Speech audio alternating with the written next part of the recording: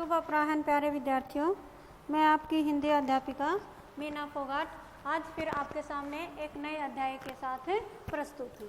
हमने पिछला अध्याय 6 किया था जिसमें हमने अविकारी शब्दों के बारे में जाना था। इसके साथ साथ हमने क्या किया था, इसके साथ साथ हमने अनेकार्थी शब्द भी किए थे। आज हम करेंगे अपना नया अध्याय जो हमारा है उपसर्ग, प्रत्यय और क्रिया विशेषण। कौन सा है हमारा? उपसर्ग है, प्रत्यय है और क्रिया विशेषण है। ठीक है। उपसर्ग, उपसर्ग क्या होते हैं? वे शब्दांश, शब्दांश यानी कि शब्द का अंश, वे शब्दांश जो सार्थक शब्दों से पहले लगकर, सार्थक शब्दों से यानी कि जो शब्द सार्थक होते हैं या मूल शब्दों से पहले लगकर, सार्थक शब्दों से या मूल शब्दों से पहले लगकर उनके अर्थ में क्या कर देते हैं बेटा? उनके अर्थ में परिवर्तन कर देते हैं। उनके अर्थ में क्या कर देते हैं? परिवर्तन कर देते हैं। वो हमारे क्या कहलाते हैं? वो हमारे कहलाते हैं उपसर्ग। जैसे मैंने बहुत से उपसर्ग लिखे हैं आपके सामने, जैसे अप लिख दिया, आ, सु, हु, प्रति, अनु, अति, अधि, परि, उन, भर, दु, यानी कि बहुत से हमारे पास क्या होते हैं बेटा? उपसर्ग होते हैं। उपसर्ग क्या होते हैं वो आपको बता दिया गया है। उपसर्ग वे शब्दांश। शब्दांश क्या होता है बेटा? शब्दांश यानी कि शब्द का अंश, शब्द का भाग या शब्द का टुकड़ा, जिसको हम क्या बोलते हैं? शब्द का अंश। अंश यानी कि भाग या हम बोल दे टुकड़ा। ठीक है। वे शब्दांश जो मूल शब्दों से पहले लगकर या सार्थक शब्दों से, यानी कि जो शब्द होते हैं, जो मूल शब्द होते हैं, वो कैसे होने चाहिए? हमारे सार्थक होने चाहिए। सार्थक शब्दों से पहले लगकर उनके अर्थ में परिवर्तन ला देते हैं, उन्हें हम क्या कहते हैं? उन्हें हम उपसर्ग कहते हैं। और जैसे उपसर्ग कौन से होते हैं? जैसे अप आ गया, आ, सु, अनु, अति, अधिक, यानी कि हमारी हिंदी भाषा में कुल 21 उपसर्ग प्रयोग में किए जाते हैं। और संस्कृत भाषा में भी कितने उपसर्ग प्रयोग किए जाते हैं? 21 लगभग प्रयोग किए जाते हैं। अब मैंने नीचे देखो यहाँ पे लिखा है उपसर्ग, यहाँ लिखा है मूल शब्द और अन्य शब्द। अन्य शब्द यानी कि इन दोनों को मिलाने से जो नया शब्द बनता है उसको हम क्या कहते हैं? अन्य शब्द या नया शब्द। जैसे मैंने सु, सु यानी कि अच्छा। सु क्या होता है? अच्छा। सु का अर्थ क्या होगा? अच्छा। अच्छा पुत्र, पुत्र यानी कि बेटा, तो इसका हम क्या बना देंगे? सुपुत्र। सुपुत्र यानी कि अच्छा बेटा। अति, अति क्या है यहाँ पर? उपसर्ग। अति उपसर्ग है यहाँ पर। क्या है हमारा? अति उपसर्ग। और अति में हमने क्या जोड़ दिया? अधिक। तो ये क्या बन गया हमारा? अत्यधिक। क्या बना ये हमारा? अत्यधिक। ठीक है। नया शब्द बन गया है ये हमारा अत्यधिक।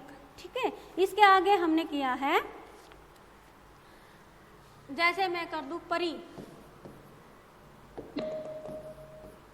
क्या कर दिया हमने? परि शब्द कर दिया। परि प्लस आवरण, क्या कर दिया मैंने? आवरण। तो ये क्या बन जाएगा? आवरण क्या है हमारा? मूल शब्द है। परि क्या है?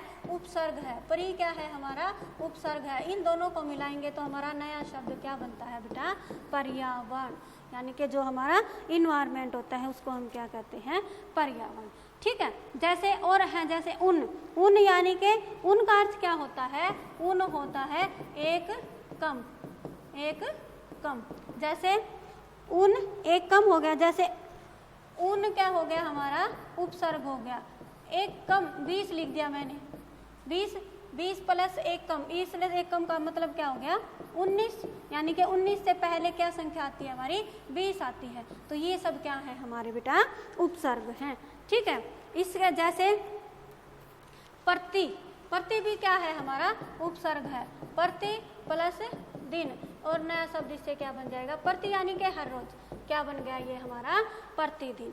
ठीक है। ये हमारा क्या बन जाएगा? प्रतिदिन। जैसे यहाँ लिख दिया मैंने दो प्लस रंगा, क्या बन गया? दुरंगा, दो रंग का। क्या बन गया ये? दो रंग का। भर पेट, भर क्या है हमारा? उपसर्ग है। और नया शब्द क्या बन गया? भरपेट। जैसे प्रतिदिन, अधि क्या है? उपसर्ग। मान क्या है? मूल शब्द। मूल शब्द यानी कि वास्तविक शब्द जिसका कोई ना कोई अर्थ होता है, और इससे हमने नया शब्द क्या बना दिया? अधिमान। आया बेटा समझ में कि भी उपसर्ग क्या होते हैं? उपसर्ग वे शब्दांश होते हैं या वे शब्दों के अंश होते हैं जिनको मूल शब्द में मिलाने से किसी नए शब्द का निर्माण होता है या उसके अर्थ में परिवर्तन ला देता है, उसे हम क्या कहते हैं? उसे हमें उपसर्ग कहते हैं। उपसर्ग कहाँ लगते हैं? मूल शब्द के आगे लगते हैं। उपसर्ग कहाँ लगते हैं? मूल शब्द के आगे। अभी हम करेंगे प्रत्यय। प्रत्यय क्या होते हैं? वह शब्दांश जो किसी शब्द के अंत में जुड़कर, जैसे देखो उपसर्ग क्या थे? उपसर्ग कहाँ जुड़ते हैं? शब्द से पहले। लेकिन प्रत्यय कहाँ जुड़ते हैं? प्रत्यय अंत में यानी कि बाद में। तो वो क्या होते हैं? हमारे नए शब्द का निर्माण करता है, यानी कि वह शब्दांश जो किसी शब्द के अंत में जुड़कर किसी नए शब्द का निर्माण करता है, उसे हम क्या कहते हैं? उसे हम प्रत्यय कहते हैं। यानी कि प्रत्यय क्या होते हैं? उपसर्ग। उपसर्ग हमने किया शब्द से पहले, और प्रत्यय क्या हुआ हमारा? बाद में। प्रत्यय क्या होंगे? जो बाद में लगते हैं। ठीक है। फिर प्रत्यय दो प्रकार के होते हैं। प्रत्यय के कितने भेद होते हैं बेटा? दो भेद होते हैं। ये आपको डिटेल में हम अगली क्लासेस में पढ़ाएंगे। अभी के लिए हम नाम लिख लेते हैं। कौन से होते हैं हमारे? एक होता है हमारा कृत प्रत्यय। एक कौन सा हो गया हमारा? कृत प्रत्यय। और दूसरा हमारा कौन सा हो गया बेटा? तद्धित प्रत्यय। दूसरा कौन सा होगा हमारा? तद्धित प्रत्यय। कृत प्रत्यय क्या होता है? कृत प्रत्यय होते हैं जो धातुओं के अंत में लगने वाले प्रत्यय, जो धातुओं के अंत में लगते हैं। कृत प्रत्यय क्या होते हैं? जो धातुओं के अंत में लगते हैं। मैंने आपको क्रिया करवाई तब धातु बताया था। धातु क्या होती है? क्रिया का मूल शब्द, क्रिया के मूल रूप को क्या कहते हैं हम? क्रिया के मूल रूप को धातु कहते हैं। क्रिया के मूल रूप को क्या कहते हैं हम? धातु कहते हैं। जैसे जा, पढ़, लिख, तो ये सब क्या है? हमारे क्रिया का मूल रूप, जिसको हम क्या कहते हैं? धातु। तो धातुओं से जिन प्रत्ययों का निर्माण होता है, धातुओं के अंत में लगने वाले प्रत्यय क्या कहलाएंगे? हमारे कृत प्रत्यय। जैसे आउ प्रत्यय लगा दिया हमने। क्या लगाया भाई? आउ। और चल हमारी क्रिया है, तो क्या बन जाएगा? चल हमारा क्या हो गया? क्रिया। और आउ क्या हो गया? हमारा प्रत्यय। तो दोनों को मिलाएंगे तो नया शब्द क्या बनेगा? चलाऊ। क्या बन गया हमारा नया शब्द? चलाऊ। ठीक है। ऐसे ही जैसे अक्कड़। अक्कड़ क्या होता है? प्रत्यय। और भूल क्या है? हमारी क्रिया। तो दोनों को हम यदि मिलाते हैं तो हमारा नया शब्द क्या बनता है बेटा? भुलक्कड़। भुलक्कड़ कौन होते हैं? भूलने वाले। दूसरा मैंने बताया आप लोगों को तद्धित प्रत्यय। तद्धित प्रत्यय क्या होता है बेटा? संज्ञा हो, सर्वनाम और विशेषण शब्दों के अंत में लगने वाले प्रत्यय। संज्ञा या सर्वनाम हो या विशेषण हो, उनके अंत में लगने वाले प्रत्यय क्या होते हैं बेटा? हमारे तद्धित प्रत्यय होते हैं। संज्ञा के पीछे लग गए या सर्वनाम के पीछे लग गए या विशेषण के पीछे लग गए, वो क्या होते हैं? हमारे तद्धित प्रत्यय होते हैं। जैसे अपना। अपना क्या है हमारा? अपना है हमारा सर्वनाम, और मैंने इसमें पन प्रत्यय लगा दिया, तो क्या बन जाएगा इसका? अपनापन। ठीक है। और जैसे वान, और इसमें ये मैंने शब्द जोड़ दिया गुण, तो इनको मिलाएंगे तो क्या बन जाएगा? गुणवान। ठीक है। तो ये क्या है? हमारे तद्धित प्रत्यय है। आया समझ में? जैसे प्रत्यय क्या बताया था मैंने? प्रत्यय वे शब्दांश होते हैं या वे शब्द के अंश होते हैं जो शब्द के अंत में जुड़कर क्या करते हैं? नए शब्द का निर्माण करते हैं। उन्हें हम क्या कहते हैं? प्रत्यय कहते हैं। जैसे मैंने फिर यहाँ पर लिखे भी हैं कृपा। कृपा क्या है? शब्द है, और आलू क्या है? उसका प्रत्यय है, और नया शब्द क्या बनेगा उससे? कृपालु। लघु प्लस तम। तम क्या है बेटा? प्रत्यय है। लघु क्या है? सर्वनाम है। लघु प्लस विशेषण है। लघु क्या है? विशेषण है। इससे हमने नया शब्द बनाया। क्या बना वो? हमारा लघुतम। ठीक है। तो हमने क्या किया? और फिर हम ऐसे ही एत, लठ। लठ क्या है? हमारा मूल शब्द है, और एत क्या है? प्रत्यय है। तो इससे हमने क्या बना दिया? लठैत। सरल। सरल क्या है? हमारा मूल शब्द या सार्थक शब्द भी हम इसको बोल सकते हैं, और ता प्रत्यय हमने जोड़ दिया, तो नया शब्द हमारा क्या बना? सरलता। ठीक है। तो हमने क्या किया? देखो, सरल प्लस ता क्या बन गया? सरलता। शहर प्लस ई प्रत्यय जोड़ दिया हमने, तो क्या बन गया? शहरी। जैसे हमारी क्रिया, यानी कि ये धातु है, क्या है, लिख, आवट प्रत्यय हमने लगा दिया तो क्या बन गया इससे, लिखावट। चाल, चाल यानी कि चलना, अक प्रत्यय लगा दिया तो हमने क्या बना दिया इसका, चालक। भूल प्लस अक्कड़, ये मैंने पहले आपको बताया है, तो ये क्या बन गया हमारा, भूलक्कड़। ठीक है, इसके आगे हमने सीखा है, आज क्या सीखेंगे, आज हम क्रिया विशेषण।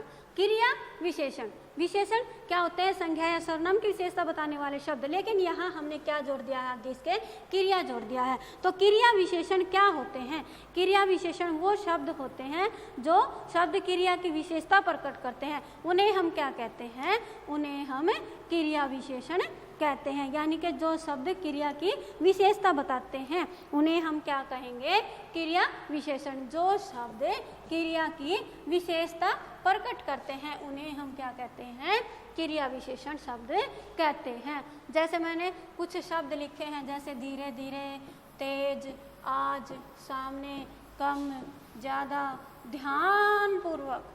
हम कहते हैं ना भैया, आपके टीचर आपको पढ़ाते वक्त कहते हैं बेटा ध्यानपूर्वक सुनो, यानी कि ध्यान लगाकर सुनो।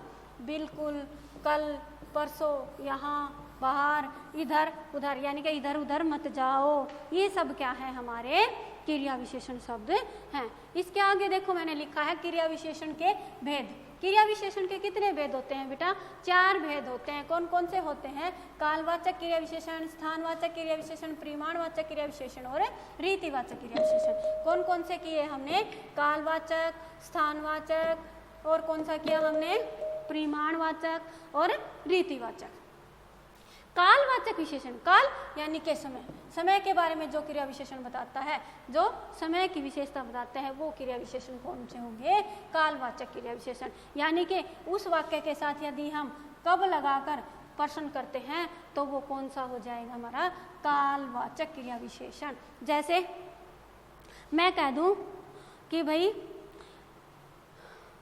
तुम चेन्नई कब जाओगे, मैंने कहा तुम चलो कलकत्ता कर लो, कोलकाता कब जाओगे, कब, यानी कि समय के बारे में पूछ रहा है कि भाई कोलकाता कब जा रहे हो आप लोग, तो वो क्या आ गया, कब। तो ये क्या बन गया हमारा, कालवाचक क्रिया विशेषण। संजय परसों दिल्ली से आ रहा है, संजय परसों दिल्ली से आ रहा है, यानी कि अब संजय के बारे में बताया गया है कि भाई कब आ रहा है वो, परसों। तो हमने इस वाक्य में क्या किया, कब आ रहा है, परसों।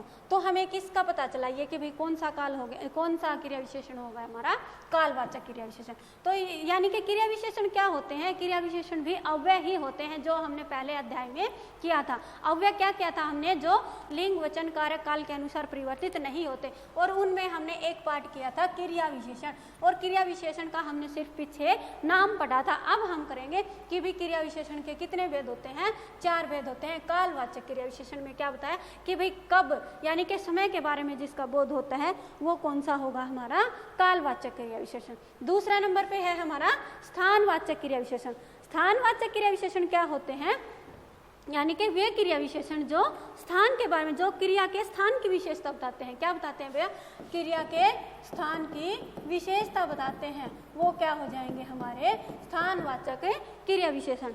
जैसे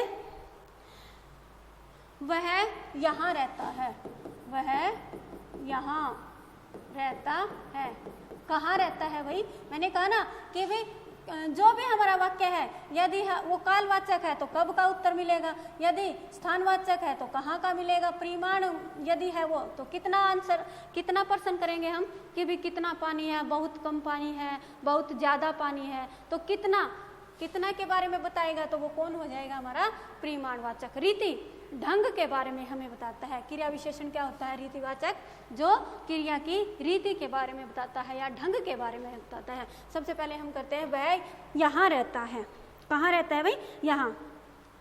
माताजी बाहर गई है, माताजी बाहर गई है। इस वाक्य में हम क्या करते हैं, कहाँ गई है भाई, बाहर, तो बाहर क्या हो जाएगा, स्थानवाचक क्रिया विशेषण। यदि हम इनको क्रिया विशेषण भी लगा देते हैं तो भी ये हमारे क्या होंगे, बिल्कुल सही होंगे। क्यों, क्योंकि ये क्रिया विशेषण के ही भेद हैं। फिर आता है हमारा परिमाणवाचक। परिमाणवाचक में क्या होता है बेटा? मापतोल। परिमाणवाचक में क्या होगा? मापतोल, यानी कि मात्रा के बारे में जहाँ पर बताया जाता है। जैसे मैंने अभी बताया था, तुम कम बोलो। कम बोलो यानी कि थोड़ा बोलो भाई, ज्यादा मत बोलो, ठीक है? कितना बोलो भाई? कम। मैं बिल्कुल थक गया हूँ। मैं बिल्कुल थक गया हूँ। आप भी जैसे अभी ऑनलाइन क्लासेज लेते हो, फिर आप होमवर्क भी करते हो, तो आप मम्मी को बोलते होगे कि भाई मम्मी मैं तो अब बिल्कुल थक गया हूँ। कितना थक गया हूँ भाई? बिल्कुल ही, यानी कि पूर्ण रूप से थक गया हूँ, ठीक है? फिर आता है हमारा कौन सा आ गया? रीतिवाचक। रीतिवाचक आपको बताया कि भाई जो रीति के बारे में बताता है, क्रिया की रीति या उसके ढंग के बारे में, जो क्रिया विशेषण क्रिया के ढंग या रीति के बारे में हमें बोध कराते हैं, वो क्या होते हैं? हमारे रीति बोधक क्रिया विशेषण या रीतिवाचक क्रिया विशेषण। जैसे कार तेज दौड़ती है। कार तेज दौड़ती है। कैसे दौड़ती है भाई? अब हमें कैसे का उत्तर मिल रहा है ना, कैसे दौड़ती है भाई? तेज। सोहन धीरे धीरे चलता है। सोहन धीरे धीरे चलता है, यानी कि सोहन के चलने की विशेषता बताई है। कैसे चल रहा है भाई? बिल्कुल धीरे धीरे। यहाँ दौड़ने की विशेषता बताई है, कैसे दौड़ रहा है भाई? तेज दौड़ रहा है। यहाँ थकने की विशेषता बताई है, क्या हो गया? बिल्कुल थक गया। यहाँ बोलने की विशेषता बताई है, कम बोला है। यहाँ जाने की विशेषता बताई है कि कहाँ गया? बाहर गया। रहने की विशेषता बताई है कि भाई यहाँ रहता है। यानी कि क्रिया विशेषण क्या होते हैं? जो क्रिया की विशेषता बताते हैं, वो क्या होंगे? हमारे क्रिया विशेषण होंगे। तो प्यारे बच्चों, आज हमने क्या सीखा कि भाई उपसर्ग क्या होते हैं, प्रत्यय क्या होते हैं। हमने क्या क्या जाना? उपसर्ग के बारे में जाना, प्रत्यय के बारे में जाना, और क्रिया विशेषण के बारे में हमने आज सीखा। तो प्यारे बच्चों, यदि आपको फिर भी कोई दिक्कत है, कोई भी परेशानी है, कोई भी समस्या आपके सामने यदि आ रही है इनको समझने में, तो आप मुझे मेरे व्यक्तिगत नंबर पर संपर्क कर सकते हैं।